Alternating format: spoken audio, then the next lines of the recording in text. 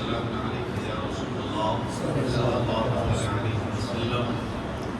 أعوذ بالله من الشيطان الرجيم. بسم الله الرحمن الرحيم. کل 16 ختم ہوگا. آج سے انشاءاللہ تبارک و تعالیٰ 70ویں پارے کی ابتدا ہوگی.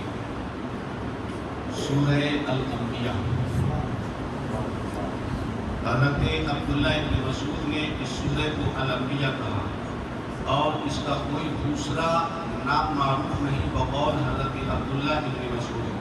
بنی اسرائیل، الکہف، مریم، طٰہٰ اور الانبیاء قدیم صورتوں میں سے ہیں اور ان کو ابتدائے اسلام سے حفظ کیا جاتا ہے. جمہور علماء کے نزدیک یہ سب صورتیں مکہ شریف میں نازل ہیں، کیونکہ قرآن کی کچھ آیتیں مکی ہیں اور کچھ مدنی ہیں. جو ہجرت سے قبل نازل ہوئی وہ مکی کہلاتی ہیں اور جو ہجرت کے بعد نازل ہوئی وہ مدنی کہلاتی ہیں. اس سورہ زیر تفسیر میں 18 انبیاء اکرام علیہ السلام کا ذکر ہے. اکثر انبیاء علیہ السلام کے اسماء کی تصریح ہے اور بعض کی صفات اور القاب کا ذکر ہے. اس سے پہلے سورہ انعام میں بھی 18 انبیاء اکرام کے ناموں کا ذکر ہے، لیکن چونکہ اس میں انعام یعنی مویشیوں کا لفظ 6 بار آیا، اس لیے اس کے لیے سورہ انعام کا نام مناسب سمجھا گیا. ویسے بھی وجہ تسمیہ کا جامع معنی ہونا ضروری نہیں. اس سے پہلے سورہ طٰہٰ ہے. اس میں اور اس سورہ میں باہم مناسبت یہ ہے کہ سورہ طٰہٰ کے آخر میں قیامت کے آنے سے خبردار کیا ہے، جیسا کہ آپ کئی روز سے قیامت کے تعلق سے ذکر سن لیں. نیز سورہ طٰہٰ کے آخر میں تنبیہ فرمائی کہ دنیا کی آرائش اور زیبائش سے فریب نہیں کھانا چاہیے. دنیا کی جو خوبصورتی ہے، چمک دمک ہے، اس چمک دمک کو دیکھ کر کے، اس خوبصورتی کو دیکھ کر کے ہمیں فریب نہیں کھانا چاہیے، دھوکہ نہیں کھانا چاہیے. یہ دھوکے باز ہے. بعض بزرگان دین نے تو یہاں تک کہا کہ دنیا جو ہے وہ ایک فاحشہ عورت کی طرح سے جو دور سے دیکھنے میں خوبصورت لگتی ہے. اب اندازہ لگائیے کہ یہ کتنی بری جگہ ہے.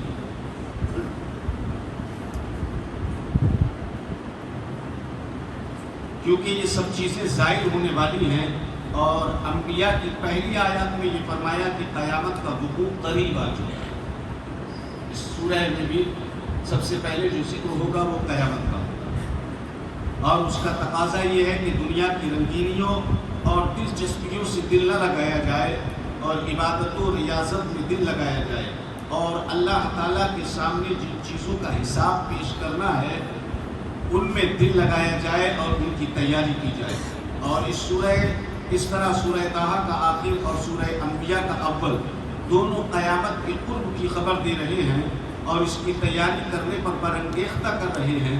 اس سورہ مبارکہ میں عقائد اسلام خصوصیت کے ساتھ توحید، رسالت، قیامت، مرنے کے بعد اٹھنا اور جزا اور سزا کا بیان ہے.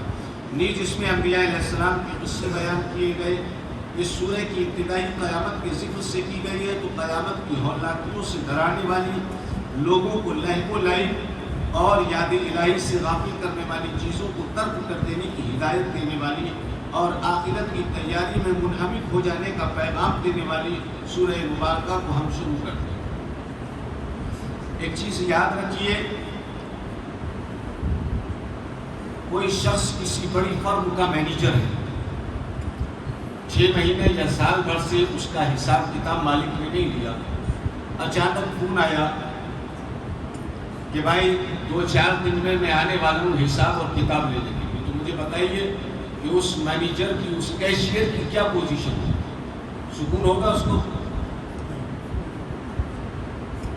سکون ہوگا جبکہ وہ مالک اس کو ہر طرح کی فیسلٹی دے رہا ہے، ہر طرح کا سکون دے رہا ہے. تو اس کیشیئر کا دماغ ہر وقت یہی گھومے گا کہ کہیں ایسا نہ ہو کہ مجھ سے حساب کتاب میں کہیں پر گڑبڑی ہو جائے اور مجھے جو فیسلٹی دی گئی ہے، جو خصوصیات دی گئی ہیں وہ میری چھن جائے. تو ایک دنیاوی معمولی سے حساب و کتاب کے لیے انسان بے چین ہو جاتا ہے، پریشان ہو جاتا ہے. تو اے میرے عزیزوں اور دوستوں، ذرا سوچئے کہ اللہ نے ہمیں اس دنیا میں ایک مقررہ وقت کے لیے بھیجا ہے، اور یہاں سے جانے کے بعد جب حساب و کتاب ہمارا ہوگا تو کیا ہم اس حساب کتاب کے لیے تیار ہیں؟ ہمارے چہرے پر کوئی گھبراہٹ ہے؟ ہمیں کوئی پریشانی ہے؟ کبھی ہم نے سوچا کہ ایک ایک چیز کا ہمیں حساب دینا ہے؟ آج جس طرح سے ہم ہر چیز کو بے ترتیب کے ساتھ استعمال کر رہے ہیں، کبھی ہم نے سوچا کہ اس کا حساب دینا ہے؟ یہ نگاہیں ہیں، آنکھیں ہیں، ان کو کہاں کہاں یوز کرتے ہیں؟ کبھی سوچا کہ حساب دینا ہے؟ یہ کان ہے، اس سے نہ جانے کیا کیا سنتے ہیں، کبھی سوچا کہ حساب دینا ہے؟ یہ ہاتھ ہے، اس سے نہ جانے کیا کیا غلط کام ہم کرتے ہیں، کبھی سوچا کہ ہمیں حساب دینا ہے؟ یہ پیر ہے، جس سے چل کر نہ جانے کتنی بری جگہوں پر ہم جاتے ہیں، کبھی سوچا ہم نے کہ حساب دینا ہے؟ الغرض اللہ نے جتنی بھی نعمتیں عطا کی ہیں، اس کی نعمتیں اتنی نعمتیں ہیں کہ وہ خود فرماتا ہے کہ تم میری نعمتوں کی کاؤنٹنگ نہیں کر سکتے، حساب نہیں لگا سکتے۔ جب ہم نعمتوں ہی کی کاؤنٹنگ نہیں کر سکتے، حساب نہیں لگا سکتے، گنتی پوری نہیں کر سکتے، تو ان کا حساب کر سکتے؟ تو ہمیں تو ڈرتے رہنا چاہیے رب سے۔ پھر یہ بھی کہا جا رہا ہے کہ قیامت قریب ہے، قیامت قریب ہے۔ اس سورہ اس آیت کے اندر بیان کر رہے ہیں اقترب للناس حسابهم وهم في غفلة معرضون۔ ہر ایک کو خبردار اور ہوشیار ہو جانا چاہیے، اس لیے کہ نزدیک آ گیا لوگوں کے لیے ان کا حساب، نزدیک آ گیا لوگوں کے لیے ان کا حساب، یعنی قریب آ گیا لوگوں کے واسطے ان کے اعمال کے محاسبے کا وقت، یعنی قیامت کا دن۔ قیامت کا دن قریب ہے۔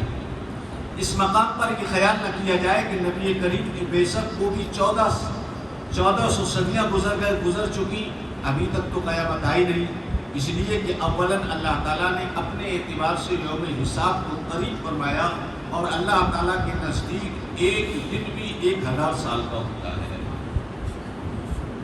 ایک دن 1000 سال کا ہوتا ہے۔ تو سرکار دو عالم صلی اللہ علیہ وسلم کی امت کو 1.5 دن یا 2 دن ملے۔ اب آپ اندازہ لگا لیجیے کہ آپ اپنے دنیا بھی اعتبار سے۔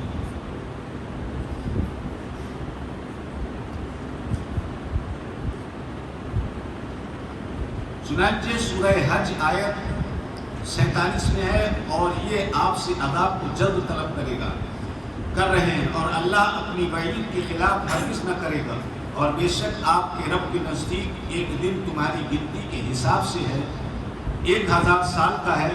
ثانیت کو ہر چیز جس کا آنا یقینی اور حتمی ہو، اس کے مطابق کہا جاتا ہے کہ وہ قریب ہے۔ بھئی اگر کوئی آنے والا ہو، اگرچہ آنے میں اس کے مہینہ ہو جس کا ہمیں انتظار ہو بہت شدت کے ساتھ، تو کیا کہا جائے؟ بس آنے والے کوئی کہا گیا۔ اور بے شک آپ کے رب کے نزدیک یہ 1000 سال کا انسانیت وہ ہر چیز جس کا آنا یقینی اور حتمی ہو، اس کے مطابق کہا جاتا ہے کہ وہ قریب ہے۔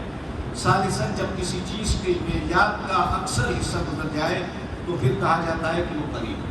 بھائی دنیا کی دیکھا جائے 1,24,000 انبیاء کرام کی امتیں گزر گئی، انبیاء کرام گزر گئے، اب سب سے آخری امت باقی ہے، تو قیامت تو قریب ہو رہی ہے اس حساب سے۔ تو تمام انبیاء کرام علیہ السلام اور ان کی امتوں کے گزر جانے کے بعد قیامت آنی تھی، اور کم و بیش 1,24,000 انبیاء کرام علیہ السلام اب تک گزر چکے ہیں، اور اب صرف ہمارے نبی صلی اللہ علیہ وسلم کی امت رہ گئی ہے۔ اس لیے آپ اور آپ کی امت کے لحاظ سے اب یوم حساب قریب آ چکا ہے۔ اس مقام پر یہ ظاہر نشر ہے کہ اللہ تعالیٰ نے نہ تو کسی کو اس کی موت کے وقت کی خبر دی ہے، اور نہ ہی قیامت کے وقت کو ظاہر فرمایا ہے۔ تو اپنے وقت معینہ میں دونوں کو اچانک ہی آنا ہے، یہ اس لیے تاکہ انسان ہر وقت گناہ سے بچتا رہے۔ بھئی وہ کسی کو اپنی موت کا وقت معلوم ہے کہ کب آئے گی؟ ہوتا تو یہ ہے کہ شادی کی تیاریاں ہو رہی ہوتی ہیں، سیرے سج رہے ہوتے ہیں، موت آ جاتی ہے۔ ہم کچھ اور کر رہے ہیں، رب کی رضا کچھ اور۔ یہ اس لیے کہ تاکہ انسان ہر وقت گناہ سے بچتا رہے، کہ کہیں ایسا نہ ہو کہ وہ گناہ کر رہا ہو اور اسی وقت موت آ جائے۔ کہتے ہیں نا، موت جب آئے تو ہماری حالت اچھی ہو جائے، کیونکہ جس حالت میں موت آئے گی کل میدان محشر میں اسی حالت میں اٹھایا جائے گا۔ شراب کے نشے میں موت آئی ہے تو قیامت کے دن شراب کے نشے میں اٹھو. جوا کھیلتے ہوئے موت آئی ہے تو جوا کھیلتے ہوئے قیامت کے دن اٹھو گے. قرآن کی تلاوت کرتے ہوئے موت آئی ہے تو قرآن پڑھتے ہوئے قیامت میں اٹھو گے. نماز پڑھتے ہوئے اگر موت آئی ہے تو نماز پڑھتے ہوئے قیامت میں اٹھو گے. یعنی جو کرتے ہوئے آپ مرے ہو وہی کرتے ہوئے اٹھو گے, وہی کرتے ہوئے اٹھنا ہے. تو ہمیں ڈرتے رہنا چاہیے کہ جب موت آئے تو ہماری حالت اچھی ہو, ہم اچھے کام کر رہے ہیں اور ہر وقت اللہ کی ذکر میں مشغول رہے, تاکہ اگر اس کو موت آئے تو اس وقت آئے جب وہ اللہ کو یاد کر رہا ہو. قیامت کے دن کو اللہ تعالیٰ نے یوم حساب سے اس لیے تعبیر فرمایا تاکہ انسان روز قیامت سے ڈرتا رہے کہ اس دن اس کا حساب لیا جائے گا. اس مقام پر یہ بات بھی فائدے سے خالی نہیں کہ ایک ہے عالم شہادت اور ایک ہے عالم غیب. انسان جب پیدا ہوتا ہے تو عالم شہادت میں قدم رکھتا ہے. کہاں رکھتا ہے؟ عالم شہادت, گواہی دینا. شہادت کا مطلب سر قلم ہو جانا نہیں, گواہی دینا. اور اپنی وفات سے عالم غیب میں پہنچ جاتا ہے. جب مرتا ہے انسان تو عالم غیب میں پہنچ جاتا ہے. عالم شہادت دار العمل ہے اور عالم غیب دار جزا ہے. قبر میں جانے کے بعد یہ حساب و کتاب چالو ہو جاتا ہے, سزا اور عذاب کا کام چالو ہو جاتا ہے. تو جب تک ہم عالم شہادت میں ہیں یعنی اس دنیا میں ہیں تب تک یہ ہمارے لیے دار العمل ہے. ہمیں اس دنیا کے لیے بھی عمل کرنا ہے, قبر کے لیے بھی عمل کرنا ہے اور میدان محشر کے لیے بھی عمل کرنا ہے. جو بھی کچھ عمل کرنا ہے یہی کرنا ہے. یہاں سے چیپٹر بند, عمل بند, کوئی دوسرا موقع نہیں ملے گا. جو بھی کچھ ہے وہ یہاں. اس مقام پر یہ بات فائدے سے خالی نہیں کہ اور اپنی وفات سے عالم غیب میں پہنچ جاتا ہے. عالم شہادت دار العمل ہے اور عالم غیب دار جزا. قبر, برزخ اور قیامت یہ سب عالم آخرت کے احوال ہیں. موت اسی آخرت کا آغاز ہے. قیامت جس کے احوال میں سے ہے تو موت در حقیقت قیامت کی تمہید ہے. موت قیامت کی تمہید ہے. تو موت کا آنا گویا قیامت ہی کا آ جانا ہے. اس لیے حدیث شریف میں بھی ہے کہ جو مرتا ہے اس کے لیے قیامت قائم ہو جاتی ہے اور وہ دار عمل سے نکل کر دار حساب میں پہنچ جاتا ہے. دار عمل سے نکل کر دار حساب میں, جو کچھ یہاں کیا ہے وہاں حساب. اب اس کا حساب جب بھی لیا جائے جلدی یا تاخیر سے وہ رہتا ہے دار حساب ہی میں. اس صورت میں ہر شخص کی قیامت کا آغاز اس کی موت سے ہوگا اور کسی کو اپنی موت کا وقت معلوم نہیں, وہ کسی بھی وقت ہو سکتی ہے. لہذا ہر شخص کو ہر وقت چوکنا اور ہوشیار رہنا چاہیے اور اپنی حیات کی ہر آنے والی گھڑی کو اپنی آخری گھڑی سمجھنا چاہیے تاکہ یہ فکر اسے محتاط رکھے اور خدا کا نافرمان نہ ہونے دے.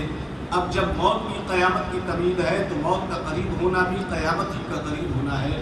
الحاصل بہت سارے لوگ ایسے ہیں کہ انہیں علم ہو چکا ہے کہ ان کے حساب کا دن نزدیک آ چکا ہے اور ان قریب وہ دار حساب میں پہنچنے والے ہیں, مگر وہ ہیں غفلت میں. جیسے آج ہم لوگ اتنی سمجھاؤ مسجد نہیں ہے یا نہیں غفلت. ہم سب جانتے ہیں کہ موت کے قریب ہے اور یہ داڑھی سفید ہو جانے کے بعد تو پھر کوئی شک ہی نہیں رہ جاتا. اس کے بعد تو کوئی اور حال ہے. بچپن, جوانی کے بعد بڑھاپے کے بعد کچھ آتا ہے, بڑھاپے کے بعد کچھ آتا ہے, موت. اب یہ سفید ہونے کے بعد بھی اگر ہم غفلت میں رہیں تو غفلت ہی ہوتی ہے. اب بھی اپنی مسجدوں کو آباد نہ کرے, سجدہ نہ ہو. اس کے بعد تو کوئی حالت آنی نہیں ہے. اگر آنی ہے تو موت ہے. بچپن میں ہے, جوانی میں ہے, تب تو یہ ہے کہ بھائی ابھی جوان ہے, بوڑھے ہوں گے تب مریں گے. حالانکہ جوانی یا بچپن کی کوئی قید نہیں, بڑھاپے کی کوئی قید نہیں. موت کا وقت مقرر ہے, کبھی بھی آ سکتا ہے. وہ غفلت میں ہے, حساب اور مواخذے سے اور منہ پھیرے ہیں, یعنی ان میں غور و فکر کرنے کی بھی وہ ممکن ہے, یا یہ کہ توبہ کرنے سے منہ پھیرنے والے ہیں اور اس سے آگاہ ہونا بھی نہیں چاہتے. ان کا حال بہت برا ہے. اکثر ایسا ہوتا ہے کہ ہم کسی کے لیے نماز کی تلقین کرتے ہیں تو کہتا ہے دیکھا جائے. یہ جملہ اکثر ہم اس لوگ بولتے ہیں, دیکھا جائے گا. تم پڑھ رہے ہو, تم پڑھو, دیکھا جائے گا. کیا دیکھے گا؟ تیری حالت تو یہ ہوگی کہ تجھے جب غسل دینے والے لوگ غسل دے رہے ہوں گے تو ادھر سے ادھر کو پلٹے یا ادھر سے ادھر کو پلٹے؟ کچھ نہیں کہہ سکتا. کہہ سکتا ہے ان کا نہلانے والے جب نہلا رہے ہوتے ہیں کفنا رہے ہوتے ہیں تو جیسے چاہے اس کو پلٹے، جدھر چاہے ادھر کرے. وہ کوئی اعتراض کر سکتا ہے؟ تو پھر کیا دیکھو گے؟ منکر نکیر جن کے پاس دوزخ کے دہکتے ہوئے گرز ہوئیں گے، جو ایک مرتبہ ماریں گے تو سرما بن جائے گا. سوال جو کرتے ہیں جواب نہیں ملنے پر وہ گرز سے ماریں گے تو بالکل سرمے کی طریقے سے ہو جائے گا، راکھ ہو جائے گا. کھٹا کر کے پھر انسان بنا جائے گا، پھر پوچھا جائے گا، پھر مارا جائے گا. موت تو ہے نہیں. یہ عذاب کب تک چلیں گے خدا بھی جانے. تو وہاں کیا دیکھو گے بھائی؟ آپ کچھ دیکھ سکتے ہو؟ یہ تو وہی مثال ہو جاتی ہے کہ ایک 6 فٹ کا جوان سامنے کھڑا ہوا ہے اور ایک پتلا دبلا کھڑا ہوا، اس سے ذرا مار کے دکھائیے، اس نے ایک چماٹ مار دیا. پھر اولا مار کے دکھائیے، اس نے پھر جڑ دیا. پھر وہ اپنی ہیکنی دکھانے کے لیے کہہ رہا مار کے دکھائیے. کیا ہے؟ بے وقوفی کی ہے. بھائی کیا دیکھو گے آپ کیا کر سکتے ہو؟ رب کے سامنے آپ کی کیا چلے گی؟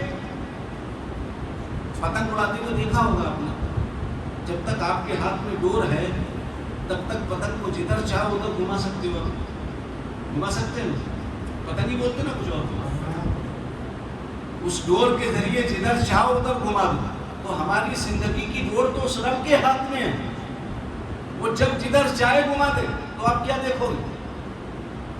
پتنگ یہ کہہ سکتی ہے کہ میں خود اڑ سکتی ہوں بغیر اڑانے والے کے. تو جو رب ہمیں چلا رہا ہے اس کے بغیر ہم چل ہی نہیں سکتے. تو اس کی بارگاہ میں کیا دیکھیں گے؟ دیکھنے کے لیے بچے گا کیا آپ کے پاس؟ جو بھی کچھ دیکھنا ہے یہاں دیکھ لو. یہ دارالعمل ہے. میرے عزیزوں اور دوستوں، ہمیں قیامت کو اور موت کو یاد کرنا چاہیے. خواہش نہیں کرنی چاہیے.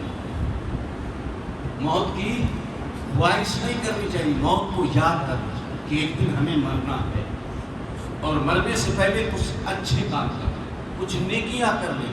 اللہ نے جو ہمارے اوپر فرض اور واجبات قرارے وہ مکمل کر لیں.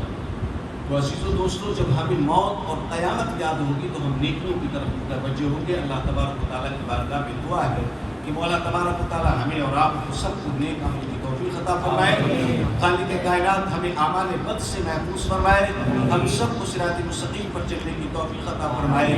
احکام قرآن اور احکام حدیث پر عمل کرنے کی توفیق عطا فرمائے. سیرت مصطفیٰ صلی اللہ علیہ وسلم پر چلنے کی توفیق عطا فرمائے. ہم سب کے سینوں کے اندر اخوت و محبت پیدا فرمائے. تجھے فضل کرتے نہیں لگتی بار نہ مایوس تیری رحمت سے امیدوار. وصلی اللہ تعالی علی خیر خلقہ ونور عرشہ محمد وآلہ واصحابہ اجمعین برحمتک یا ارحم الراحمین بحق لا الہ الا اللہ.